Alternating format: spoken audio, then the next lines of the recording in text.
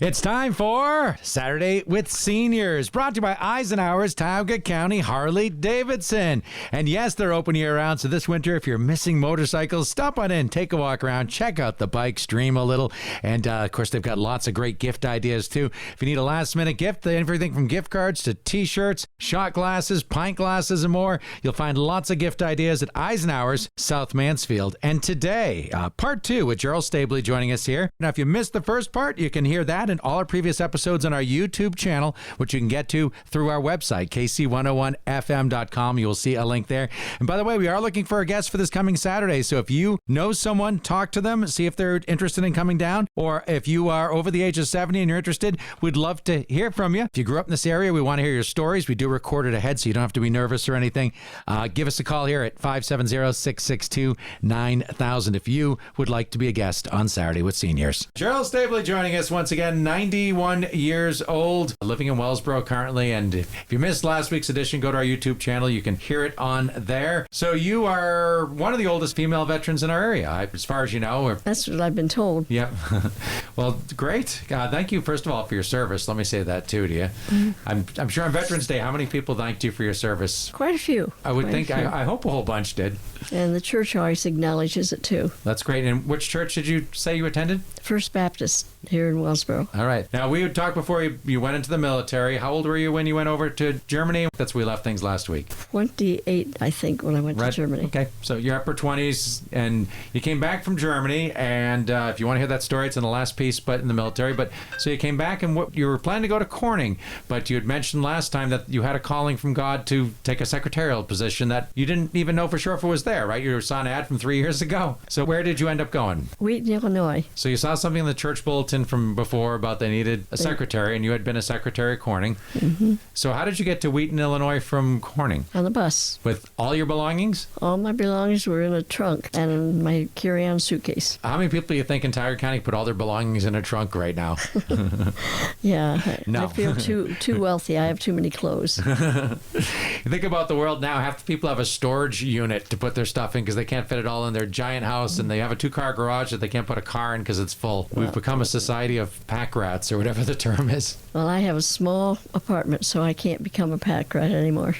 I think it keeps you more disciplined when you have less space to put things. Mm-hmm. Kind of like the fish grows to the size of the bowl that you put it in. So you got on a bus, you headed out to Wheaton, Illinois, which is in the rural areas, right? Or I've heard of it, but it's not a very big city. It's about 30 miles west of Chicago. So you got off the bus and you found the company? Tell me how this all went. It's a long story. When I got to Chicago, I had to find out where the buses were that went to Wheaton, because I didn't even know where it was exactly. And I got out there to find out that Wheaton did not have any hotels, motels. And so I thought I'd have to go back to Chicago. But in the next town, there was a motel. And this was at night. I found out the cost of the motel, and I thought I can't afford to stay here because on a Saturday, and I wouldn't even get in to get interviewed until Monday. So you didn't have enough money in your pocket to pay for... I didn't have enough to spend 2 nights there. So I was going to go back to Chicago and find a YWCA. Well, it just had to be the Lord's doing. The clerk was moonlighting because his wife was expecting, and he normally worked at Scripture Press. And when I told him what I was there for, he called a lady that had been his house mother when he was in college and told him about me,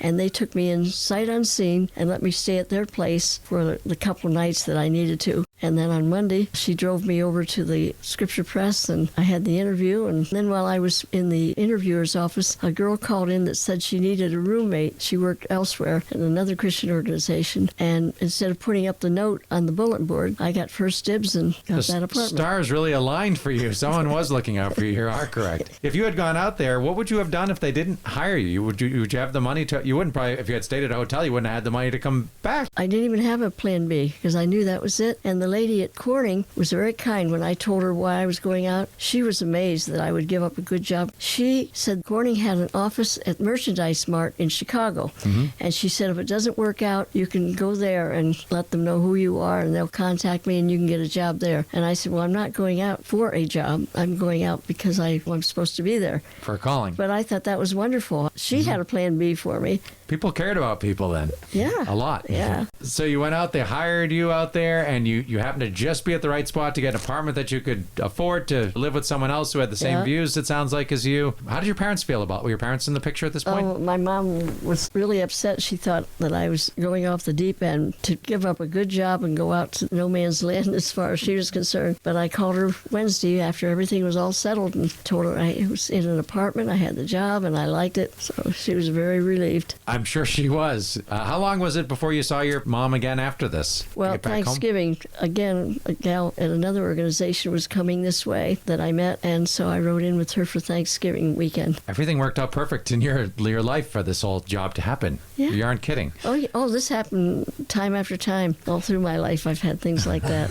So I know it's not coincidence. How long did you work there for? Well, I thought I'd be there the rest of my life since I was called out there. And instead, 5 years later, I got the same call to go to college. And the Army came out with the college benefits again. They had discontinued it for a long time. So I took an evening course to see how I would do because I was not a scholar. I was just a B student in school. And lo and behold, I did okay and applied to Lock Haven. And I didn't think they'd accept me. As old as I was, 36 years old, and I wasn't a great reader. I didn't have anything to put on a resume. They accepted me. And well, maybe they looked at your history and your work and what you had done. And sometimes colleges seek out people who have uniqueness like you had. And Christian organizations try to keep their costs down so they aren't big payers. So I was under work study while I was in college during my way through. So when you came back to go to Lock Haven, did you put everything back in the same trunk? Were you still able to fit everything in there and bring it back? Yeah. And then how'd you get back from Lock Haven? The same bus that took you? And that was a long bus ride too, I would imagine. Yeah. So you came back to Lock Haven, you're in your 30s, you're going to college. What did you go to school for? Elementary and early childhood. To be a teacher. Mm-hmm. Was that a 4-year program then? Yeah. So you finished that program up there? I finished it there, and I wanted to inner city, interracial, and kindergarten. And again, the Lord gave me the desire of my heart. I got all three. You said interracial. What was that about? Well, the neighborhood I was in, it was amalgamated. You know, some places they have to bus kids in. Mm-hmm. They were all neighbors. It was wonderful. That was what your degree was included in, or you worked in that program, or is that? This is just public school. Started K through 6, and then they dropped 6 and put them in middle school. But it was children that got along well, and there was just no racial tension at our school at all. And the teachers, of course, were all amalgamated. So. Yeah, that's a new word for me. Amalgamated. What does that mean? All together. All together. Okay. You amalgamate your ingredients for a cake. Still a word I haven't heard, but I eat a lot of cake. I haven't made a lot of cake. So you graduated from there and you worked in teaching, and you were a teacher, I should say. Where did you do that? Inner city, in Kensington area. Outside of Philadelphia? In Philadelphia. In Philadelphia. It was in Philadelphia. And the real Philadelphia. The real Philadelphia. That's great that everybody got along well. At that time period, there was a lot of tension in this world. Yeah, there were different sections for the different racial groups, but I was right where I wanted to be. Mm-hmm. How long did you do that for? It started in 1972 and retired in 1995. Were you in Kensington the whole time? The same school, except for a few months when they transferred me, but then I ended up back in my original school, which was where I wanted to be. You've been all over the place. You were an Army brat even when you weren't in the military. You bounced. So now we're down to Kensington until not that far ago, 1995. That's when I came to Tioga County. And did you come to Tioga County then? Mm-hmm. There again, I didn't want to be in the city because I was a country girl by heart. Me too. I was living in Chicago for a year and a half, and I grew up in the suburbs of Boston. And in the building you were talking about, the merchandise market. That building takes an entire block up in the city. It's the biggest building in the world in square footage and has its own zip code. I learned that when I was there. Is it still? Yeah, I believe it's still the biggest in square footage. Not obviously in height, but it is massive. I don't remember how many millions of square feet. So you came to Tioga County in 1995. Tell me about what brought you here. Again, I was praying about a place to live, and it was like a little neon sign. The Lord was your compass. Yeah, he really was. And the minute I set foot in it, I thought, this is it. I just was so impressed with the looks of the town and people smiling and speaking as they walk by, unlike Philadelphia. I had the exact same first impression. I moved here about March of 1995. We went on the air in June. And I remember saying to my mom, because I lived in Chicago for a year and a half, and only one time in a year and a half did I ever randomly run into somebody that I knew. Only once. And I was really surprised. Like, they blew the horn at me because they're at the red light and they waved. And I couldn't believe it was somebody I recognized, a mile away from where I work. I came out here, and after 2 weeks, I said to my mom, I can't walk from one end of Main Street, Wellsboro, or Mansfield without somebody saying hello to me by name. I said, this is so nice, and they're so welcoming. And it is such a nice feeling to know that there's always somebody around that can help you out if you need it. In Chicago, you didn't know if they're going to mug you or help you because you didn't know anybody around you. That was your first impression, too, it sounds like. What did you do when you came here? Tell me about life for you in 1995 here. Well, the first person I met was Peg Thomas. Most everybody in town knows her. And she made me feel so welcome that I went to church Sunday, and there she was, introduced me to everybody and got me established. And church is a great way to meet people, isn't it? Yeah. You fit right in with your circle of people in the church. So what did you do with your free time here? Well, most of my activities have been involved in that, working with kids. I had a kindergarten class for many years, and I helped with MOPS and VBS, and I was still working with kids because I really miss them. I didn't miss all the paperwork, but I miss the kids. When you do volunteer work, and I encourage everyone to do some volunteer work, you feel good. Volunteers don't have as much paperwork as the paid employees in this world. No. So that was 28 years ago that you came here, and you still do a lot of volunteer work with kids? I don't do quite as much active stuff, but as much as you can. I can. Yeah. You are getting around amazing. You're 91 years old, and you told me that you're not a perfect role model as far as the food you eat and everything. And my favorite entree is ice cream. It's not the worst thing in the world. Everything in moderation. It's not moderation. Oh, okay. Compulsive ice cream eating. I love ice cream. I'm lactose intolerant, so I have to have that, and I can have a scoop. Oh, my dad made the best homemade ice cream. I really miss that. That's how you got hooked on ice cream? Your dad's? Everybody should make ice cream at least once in their life. I agree. Did you have a hand crank when you were a kid, too? Oh, of course. Yeah. Well, I worked at a camp with kids 30 years ago, and 35 years ago now, I guess, and we all made ice cream. And I was just fascinated with the whole idea that you could put salt in something and make it freeze, because salt always made things not freeze. Yeah. It was so neat. So I encourage people to do that.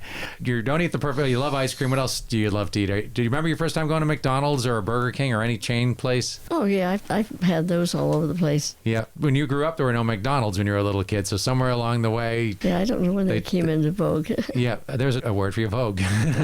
I think they came in while I was in the service. Yeah, I think when I was in Fort Leonard Wood, a sergeant took me to one of them. They were talking about how many thousands they'd sold at that time. Yes, and then it was millions, and then billions and billions served, and they took the sign down before they put trillions on it. They used to list. I remember as a kid going by, and it would say how many billions were served, and I was always fascinated with seeing the number change on that. So what's your secret to staying so young? You drove yourself here, right? You're 91 years old. Perfect mobility as far as, I don't know, want to race on a quarter-mile run?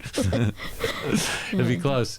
How do you stay so young? You're obviously active. You go for a walk every day, or what's your secret? Well, we won't get into that because I've been going kind of downhill physically, but... Oh, you must have been a super athlete before, because my first impression was like, holy cow, you came running in the door. Oh, I never tired. Always have energy to go, go, go. Yeah. Anything you want to say in closing stuff? I appreciate you so much joining us for these 2 episodes. If you could go back in time and be raised again, would you want to be raised now or the time period you were raised in? Oh, absolutely. I prefer what I grew up in. Medical stuff wasn't quite as advanced. The internet wasn't here. The TV wasn't here, but that's okay with you. You trade all that in for what you had then. Well, great. Well, I appreciate you. Geryl Stabley joining us here, 91 years old, from Wellsboro now, but you've lived all over the world. And if you missed the first part of this or the beginning of this show, or the other one, or any of our episodes, they're all on our YouTube channel that you can get to right through our website, kc101fm.com. Thank you for sharing your story. You've been listening to Saturday with Seniors, brought to you by Eisenhower's Tiger County Harley-Davidson. If there's someone who loves motorcycles on your Christmas list, stop by Eisenhower's Tiger County Harley-Davidson. You'll find lots of great gift ideas, things that they will love. There's lots of merchandise in there and gift cards too. At Eisenhower's, sponsor of Saturday with Seniors. And by the way, if you'd like to be a guest or you know someone who would be a good guest on Saturday with Seniors, talk with them. See if they're interested. Or if you are that person, give us a call at 570-662-9000. We'd love to talk.